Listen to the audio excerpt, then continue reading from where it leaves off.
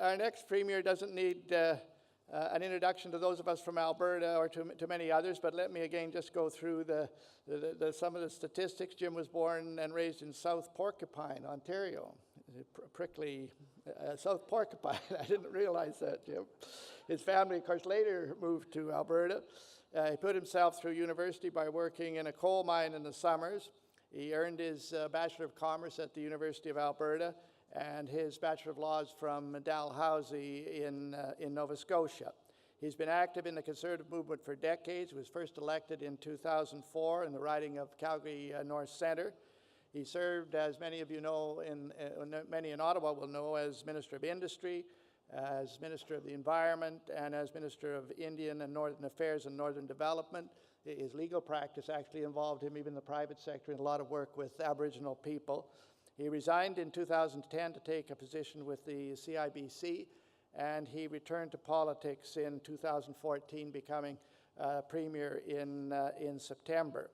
Now, last year, Premier Prentice, as a former federal cabinet minister and while still with the bank, addressed this conference on the subject of Conservative approaches to the environment. And as I say, since then, he's become Premier of the province, just in time to be confronted with falling oil prices and all the other challenges that come with governing that province. And we know that you're terribly busy these days and just very much appreciate you making the time to come and see us. So please, let's welcome Premier Jim Prentice of Alberta.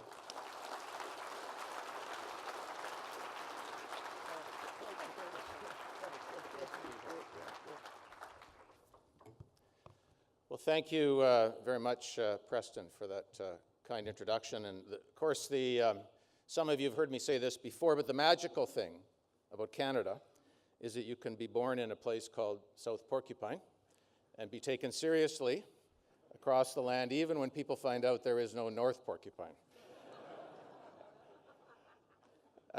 Thank you for the warm welcome. It's a warmer welcome than I've received on social media the last few days. I stopped in to do a brief interview with Tom Clark on the way here, and they, of course, put the television makeup on. And after it was over, Liz said to me, "If you want that off, there's a mirror right over here." I said, No, I don't. I've stopped talking about mirrors.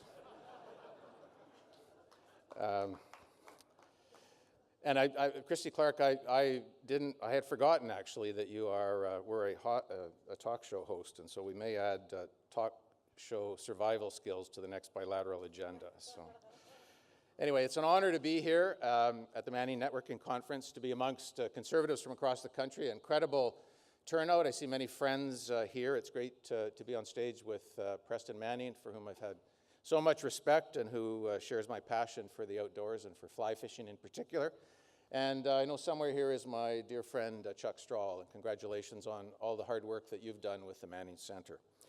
And of course, I'd like to thank the Manning Centre for putting on this outstanding event. And it is a pleasure for me to be here on this stage with my old friend Darryl Pazowski, but also with Premier Clark. And I think, as you can tell from her comments and from mine, we've forged a very strong working relationship between the governments of Alberta and the governments of British Columbia. And we're going to accomplish a number of things, some of which I'll speak about in my comments.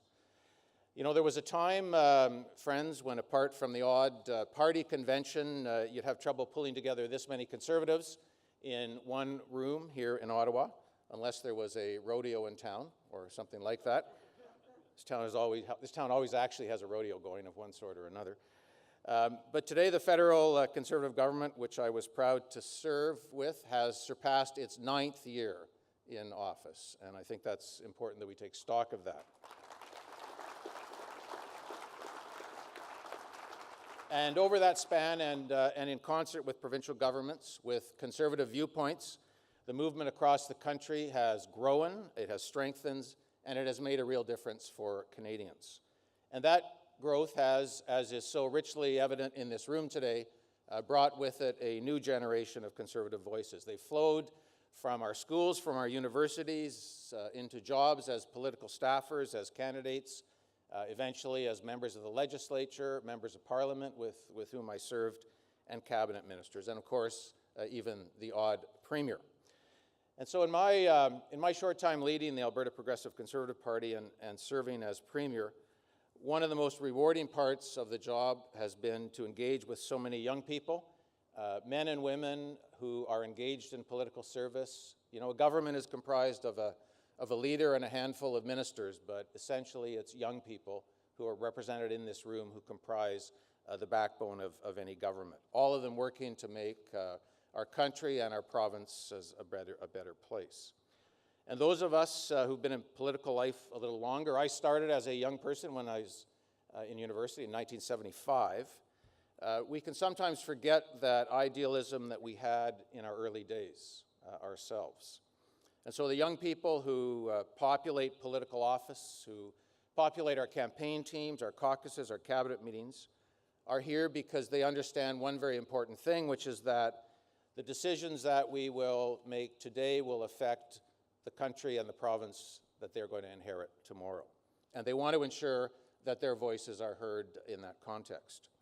As young people, they want to ensure that our decisions create long-term prosperity, continuing to create the highest standard of living in the world, along with the highest quality of public goods, and for me that also includes the environment as a public good. And as young conservatives, they believe that we can achieve these things in a way that maintains free markets and minimizes government interference with business and individuals, and which promotes free trade, all of which are important values to us as conservatives. Now, not by coincidence, friends, that's the very approach that Alberta is now taking when it comes to development of our natural resources, construction of infrastructure, and the diversification of our economy, which is so important, and in the opening of new markets around the world. In Alberta, support for free trade and free markets is a fundamental value. It is essential to our economy and to the prosperity that we enjoy.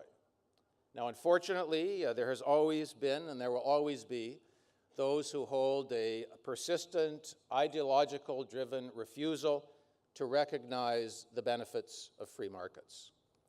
And regardless of how loud those voices grow from time to time, we cannot take for granted the fundamental principles upon which our economy is based and upon which free enterprise is based.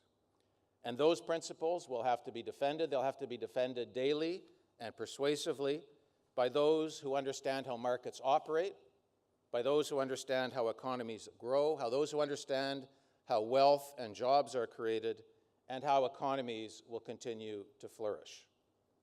And as the economist Milton Friedman said, and I quote, "There is no alternative way of improving the lot of ordinary people that can hold a candle to the productive activities that are unleashed by a free enterprise system." And so this is a message that I've continued to carry as forcefully as I can, as of late, to our neighbors to the south in Washington, as we continue to push for approval of the Keystone XL pipeline. Last month, while I was in Washington and later in New York, I reiterated to everyone I met that free trade and free enterprise markets are the foundation of the integrated economy that we share as North Americans. And the vast and efficient integrated North American markets fuel prosperity on both sides of the Canada-US border. And this is especially true of energy markets.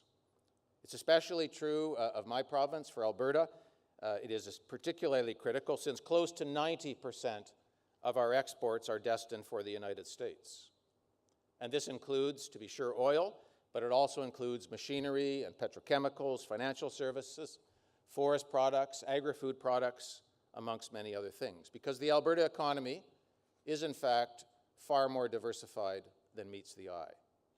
And I share what Premier Clark referred to in terms of a strength of the British Columbia economy is the diversification of markets, and that is something that we are now working on and aspiring to as Albertans. And the United States will always be our best customer, perhaps always our biggest customer, but they can never again be our only customer. And so for this massive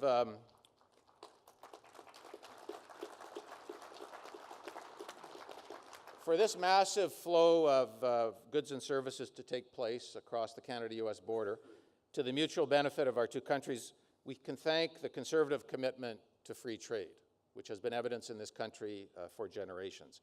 Free trade has given us the integrated North American energy marketplace, and for Alberta, this is, to be sure, our lifeblood. We enter 2015 this year as a province producing 3.1 million barrels of oil per day, almost all of which is exported to the United States. We will exit the year, notwithstanding low prices, producing in excess of 3.5 million barrels of oil per day. We account for close to 25% of all of the imports into the United States, close to double the next nearest competitor, which is in fact Saudi Arabia.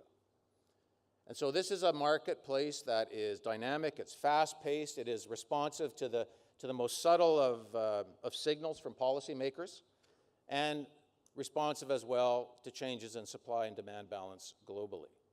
And it adapts with breathtaking speed to changes in any of those factors.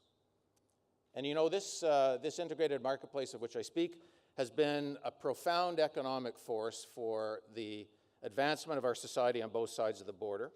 And if we seize the opportunity that lies ahead for this generation, it will be a profound force for the advancement of society globally.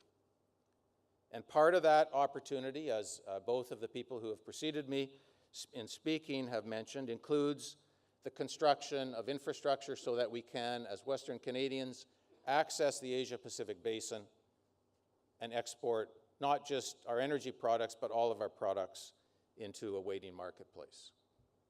And this is true as well in terms of other marketplaces. It's true when we speak of projects such as the Keystone Pipeline, the Flanagan South Pipeline, the Energy East Pipeline, the Line 9 Pipeline, Northern Gateway, or any others. Because we know, as Canadians and as Albertans, that we must attract global prices for the commodities that we produce. And you know, the direct out-of-pocket costs for our province, the province of Alberta, not accessing tidewater, in terms of oil prices alone, was over $3 billion in royalties last year. To that, you can add an additional $1 billion in corporate income tax, and on top of that, you can add an additional $2 billion in federal income tax. These are not projected GDP numbers. These are direct out-of-pocket costs that we pay each and every day by not accessing global markets and achieving top prices. And so this is not a sustainable situation. And so from the perspective of our province of Alberta, speaking on this subject, we need pipelines. We need them in every direction, whether it's east or west, south or north. They are essential, and low prices, my friends, do not change that. They simply make it even more compelling. And so as a province, our policy is based on optionality, which we support. We must access both the Atlantic Basin through the Energy East project, and we must access the Asia-Pacific Basin to achieve global prices and higher revenue opportunities. Revenues that, at the end of the day, will allow us as governments to continue to invest, to build ever more critical infrastructure, to provide health care and education and the other important services that our citizens need.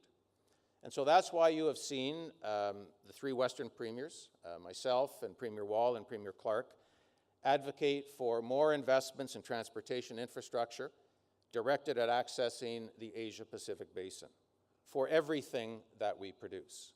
And that's why, as premiers, we will continue to advocate that this is an imperative for our country and something that we need to succeed at.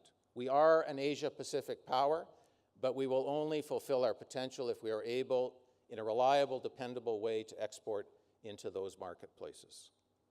And of course, standing in the way of progress on this front is a barrier, at least for me as the Premier of Alberta, that has often been difficult to overcome even within our boundaries. And I do want to speak about that, the subject being the environment. Because fairly or unfairly, the energy industry in my province, in particular in the oil sands, has been the victim, I think, of unfair perceptions with regard to our environmental standards and our environmental performance. And you know, I was formerly Canada's Minister of the Environment, and I recognize that energy production comes with global consequences and global responsibilities. And in Alberta, we understand that if you are in the energy business, then you are in the environment business. They are flip sides of the same coin. It is not one, but both. And so we have long been leaders in taking action. Ours was the very, very first jurisdiction, actually, in North America to bring in a regime that regulates industrial greenhouse gas emissions with a comprehensive policy that actually places a price on industrial carbon. The very first jurisdiction to do that. And this has been successful. It's eliminated the emissions of close to 51 megatons of greenhouse gas emissions, the equivalent of taking something in the order of 10 million cars off the road. And it isn't perfect. To be clear, it is not perfect, but my friends, it is as good as or better than the policy that applies than any other jurisdiction in the world that produces oil and gas.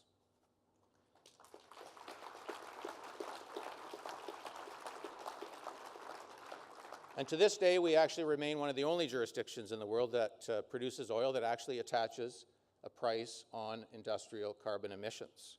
And we've also encouraged, we've taken action at the individual level, we've initiated programs that enable fleet operators to install fuel-efficient technology in vehicles. We've brought in renewable fuel standards. We've invested many billions of dollars in public transit to take more cars off the road. And together with Saskatchewan, something you won't hear much about either, we have invested money in carbon capture and storage technology on a scale that no one else in the world has invested public funds. No one.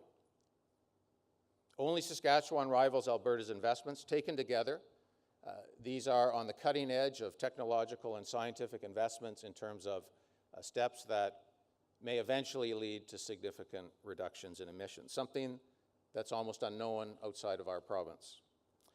And so underpinning all of our reductions, these efforts, is a robust, scientific environmental monitoring system, which is arm's length from government and where the data is publicly available. It isn't perfect either, and we continually take steps to improve it.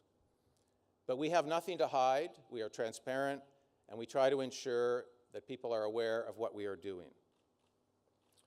And so finally, frankly, my friends, one of the great frustrations I've had as Premier, it was a great frustration I had in my time in federal politics and frankly, in my time in the private sector, is the lack of credit that my province and my country receives for the tough environmental standards that we do have in place for our country as an energy producer.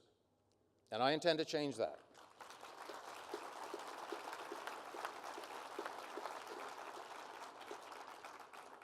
And so our strong environmental story has not penetrated amongst those with whom we need to work to expand our market access. And worse than that, the myths that have been allowed to penetrate about our environmental performance have been allowed to grow for too long. And these myths go on to fuel ill-informed prejudices that stand in the way of real economic prosperity that would actually come from freer trade and greater integration of our North American energy marketplace. And mark my words, if we are forceful, if we are clear, if we are committed to continued progress, the environmental attributes that we have in this country and in my province will be one of the defining advantages that we have in terms of the global competition that goes on each and every day. Because you don't have to travel much in the world to know how our environment compares with what we see elsewhere from competing jurisdictions. And if you have any doubt about that, go to Beijing and see what the air quality is like. And my friends, market-driven solutions are the quickest and most practical solutions to managing climate change. We must move swiftly on these solutions if we want to get in front of some of the non-tariff restrictions that are currently masquerading as environmental policy, that are actually damaging what they were intended to protect, namely our prosperity as North Americans. Now, I realize that much of what I'm saying here today, in particular, my comments about market access have a bit of a déjà vu all over again feeling about them.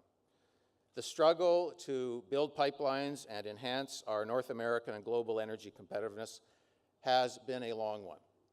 And it feels as though we have not made progress, despite the parade of leaders who have made the case at home and abroad. But the length of the struggle doesn't diminish its worthiness, my friends. And while it may surprise you to hear me say this today, in the shadow of President Obama's veto, but the support that we have as a country in Washington amongst Republicans, amongst Democrats, amongst business leaders has never been stronger. I know because I've been going to Washington for the past 10 years of my life, and it has never been as strong as it currently is.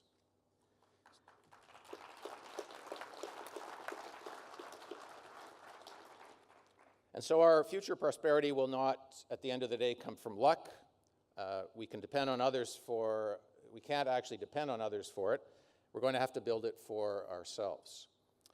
And so yes, for me, lower oil prices are a complication. And for Alberta, they are a complication, although they do not change the fundamentals of what I'm speaking about in my comments.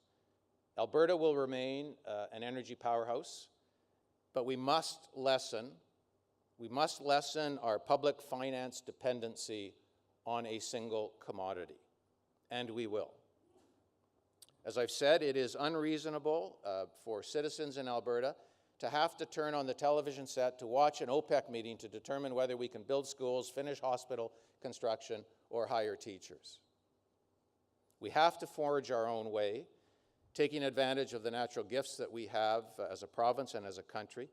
We need to build alliances, for sure, based on shared values, and we need to work hard to ensure that the building of that future is sustainable, that it includes all Albertans, including people from the Aboriginal communities. And this has not always been an easy road. To be sure, it's difficult at the moment. Oil prices began to decline the day I was sworn in as Premier, at around 11 a.m. I don't take it personally, well, maybe a bit.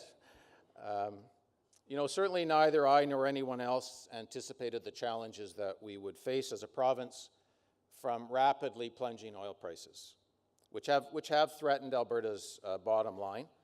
Essentially, we grapple with the complete disappearance in 60 days of close to 20% of the province's revenue base. Not its weakening or deterioration, the complete evaporation of that revenue stream. And so we're wrestling with those challenges right now.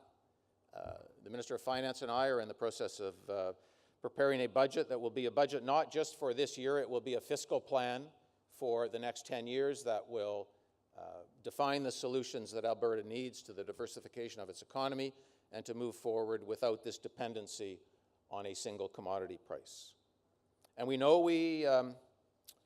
that we have opponents. We know that there are those who will not support what we need to do for the future of Alberta and for the future of our children and grandchildren. Already in Alberta, we're seeing hundreds of thousands, if not millions, being spent by unions to advocate for greater spending and even rising expenditures.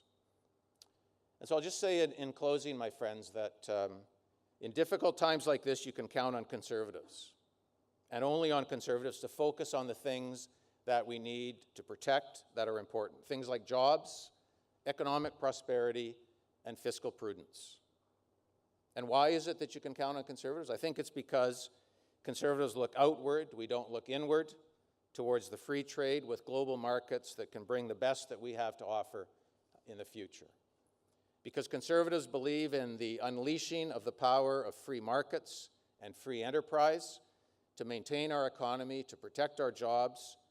And I promise you this, we will not panic and we will not abandon sound fundamentals. And because Conservatives believe in the strength and wisdom of individuals to make better choices with their own money than the government can make for them, we will be positioned well for the future as this unfolds. These are the principles that guide us. They are the principles that keep us in touch with the real needs of the people whom we represent. And as long as we bear them in mind as Conservatives, our communities, our provinces, and our country will remain in good hands. And let me say this in closing. Don't worry about Alberta. We're tough, we're resilient, we'll do just fine, and we'll be back stronger than ever. Thank you, and God bless.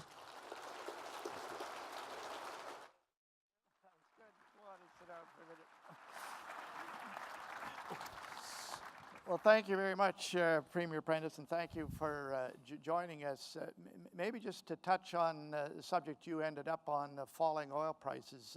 Alberta's been through this before, but a lot of the rest of the country that has never paid much attention to oil and gas is coming to grips with this now. And I frankly think there's almost a hysteria in some of the media coverage. And I wonder what you can say to people that are almost in a panic mode over falling oil prices, just to settle down a little bit. Well, to be clear, you know, we've seen in my professional career at least 6 cycles up and down in terms of commodity prices. And so, you know, we will weather this as a province. We're tough, we're resilient, we'll deal with it. And the economy is actually much more diversified than people appreciate. The challenge is our public finances, which have become far too dependent on oil royalties. And in that regard, we do have to take action because all of the analysts that we talk to tell us that this price drop has been precipitous by the standards that we've seen, but it will be of longer duration. It will not be a year or 2 years, it will be 3 or 4 years in duration. And so, you know, our industry remains strong and viable. There'll be a sorting out, I'm certain of that. But it's our public finances that we're going to have to make some changes in order that we can press forward and not run the province into debt. Okay. Now, you've been to Washington where the president appears unwilling to give the go-ahead to Keystone, and it sounds like on 2 grounds. One is the references to environmental concerns, and also that he doesn't see the benefit to the United States of that pipeline. Is there anything more that Canada or Alberta can do to remove those objections? Well, I think we've done it, to be frank. I went down there. I spoke in the clearest of terms. The Prime Minister has been very clear about this. We both said that if this is about climate change or carbon policies, that we are prepared to have that discussion on a continental basis. As Canadians, as Albertans, we compete every day with the energy industry in the United States. We're prepared to have the discussion about those kinds of policies, environmental policies, and I'm a passionate believer in continental harmonization. But we're not going to make ourselves uncompetitive. And so, the Prime Minister has made that clear in his comments. I've made it very clear. If there's a desire to have a table, to have the discussion, we're happy to do that. And so, we wait. Okay. Well, and then my last question will be the same one that I put to Premier Clark and Premier Kozlowski. And of course, you've had a seat in the federal parliament, but if you were to go there now as the spokesperson for the government of the province of Alberta, and you could give a speech from here's what Alberta's major concern is, or its major aspiration is, and here's what Canada can do, what would you emphasize? I gather you'd emphasize the points you've made here today, but is there any particular thrust you would take? Well, this is the 200th anniversary of the birth of Sir John A. Macdonald, and I gave a speech at the Albany Club to commemorate that anniversary, and I reminded people, as conservatives, we've never dreamed small dreams. Like this is a big, beautiful country with an incredible potential. And if all of us should go back and read the history of Sir John A. and what he did, and the sheer scale of what he took on behalf of all of us. So I don't think we should be timid. We should deal with the issues that my colleagues have spoken about. We can be, as Western Canadians, let me speak from that perspective, we have the potential to have a disproportionate influence and economic impact in the entire Asia-Pacific basin amongst countries that have vastly larger populations than we do. Everywhere you go in the Asia-Pacific basin, Korea, Japan, China, Thailand, you name it, they want what we produce. The problem is we can't get it to them because we haven't made the infrastructure investments, and we're challenged by, whether it's rail, ports, roads, we're challenged to be a dependable supplier because we can't export reliably and dependably. And we have to fix that. I hear it across my province from agricultural producers, from forest companies, energy sector obviously as well. I think it's a theme that hopefully we can address over the next few years. So we need sort of the infrastructure equivalent of the CPR, of the 21st century version. The 21st century Yeah. version. I mean, Yeah. we have made investments, but they are choking with capacity constraints. Well, thank you very much Thank you. for joining us. All the best. Okay.